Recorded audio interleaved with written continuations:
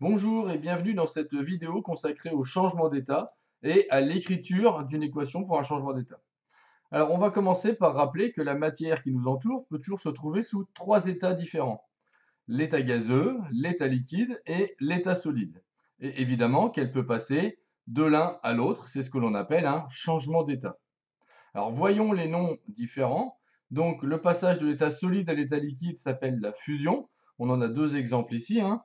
La fonte d'un glaçon ou encore de l'or qu'on a fait devenir liquide pour pouvoir le mouler en lingot. Deuxième exemple, le passage de l'état liquide à l'état gazeux qui s'appelle la vaporisation. On voit ici par exemple la formation de vapeur d'eau quand on fait chauffer de l'eau pour faire cuire des pâtes. Troisième, les passages de l'état liquide à l'état solide, qui s'appelle la solidification. On reprend l'exemple à droite de la formation des lingots, hein, quand on fait refroidir l'or fusionné, et à gauche, la formation des icebergs. Quatrième changement d'état, le passage de l'état gazeux à l'état liquide, que l'on appelle la liquéfaction. On retrouve comme exemple la formation de la buée sur les vitres, ou encore le gaz qui a été passé sous l'état liquide pour se retrouver dans les briquets, ou encore dans les voitures, hein, qu'on appelle le GPL. Euh, Cinquième exemple, le passage de l'état gazeux directement à l'état solide, qu'on appelle la condensation, qui est par exemple la formation du givre quand il fait froid dehors sur les vitres des voitures.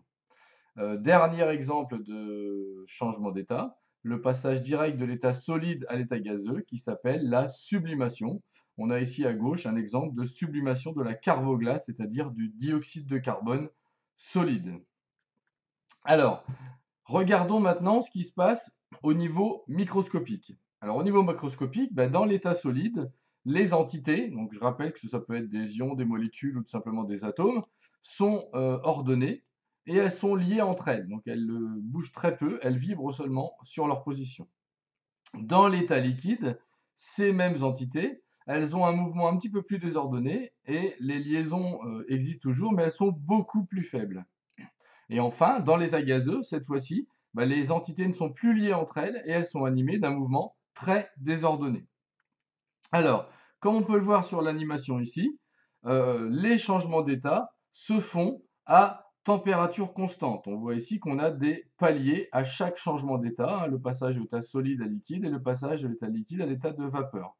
Et plus la température augmente ici, plus l'agitation des entités est importante et moins les liaisons sont fortes. Alors, cette transformation, comment est-ce qu'on peut écrire les équations de transformation correspondant à un changement d'état? Eh bien, tout d'abord, remarquons que, il y a une erreur qui est souvent commise dans la vie courante, qui est de dire que le sucre fond dans le thé ou dans le café. Alors que la fusion, que l'on peut écrire comme ça, on va en reparler après, elle se fait à 185°. Alors la fusion, c'est tout simplement ici donc la fusion du sucre, hein, qui est le saccharose, dont on a la formule brute ici. Eh bien, elle passe de l'état solide à l'état liquide. Donc on va juste indiquer l'état physique du composé. Alors contrairement à une dissolution, donc ce qui se passe quand on met le sucre dans le thé ou dans le café, qui elle est le passage de l'état solide à un passage en solution, hein, qu'on précise ici par aqueux, parce que souvent ce sont des solutions aqueuses, c'est-à-dire avec l'eau comme solvant. Alors on peut reprendre le même type d'exemple, hein, avec le sel qui ne fond pas dans l'eau des pâtes, mais qui va se dissoudre, hein, puisque la fusion, elle, se passerait à 800°. Ce n'est pas la température de l'eau quand on fait cuire nos pâtes, hein. La fusion qui serait le passage toujours de l'état solide à l'état liquide, et la dissolution qui, en plus, ici, va séparer les deux ions, sodium et chlorure, en solution, hein. Donc là, on rappelle qu'on a une dissolution d'un composé moléculaire, et là, la dissolution d'un composé ionique. Vous voyez la différence entre fusion et dissolution. Alors, on donne quelques autres exemples d'équations de changement d'état. Donc, par exemple, la fusion de l'or qui se produit à 1064°, hein, qui permet donc de transformer de l'or solide en or liquide. Autre exemple, la condensation de l'eau, on en a parlé, hein, c'est ce qui s'appelle le givre. On fait passer la vapeur d'eau, donc de l'eau sous forme de gaz, à de l'eau sous forme de glace, ici donc solide. La sublimation, donc qui est le passage de l'état solide à l'état gazeux, de la carboglace, qui se passe à moins 78,9 degrés, qui est donc du dioxyde de carbone solide qui devient du dioxyde de carbone gazeux.